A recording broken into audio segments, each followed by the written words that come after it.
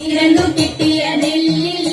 ക്ഷിപ്രമോദം കുറച്ചെടുത്തു വറുത്തിടിച്ച വിലാക്കി വിപ്രപത്നീരപ്രദേശേ ഇരന്നു കിട്ടിയ നെല്ലിൽ ക്ഷിപ്രമോദം കുറച്ചെടുത്തു വറുത്തിടിച്ച വിലാക്കി വൃത്തിയാക്കി വൃത്തിയോടെ കൊടുത്തയപ്പതിനായി ആർത്തി പുടു പാത്രമില്ലാതുഴന്നു പത്നിയുടനെ വൃത്തിയാക്കി വൃത്തിയോടെ കൊടുത്തയപ്പതിനായി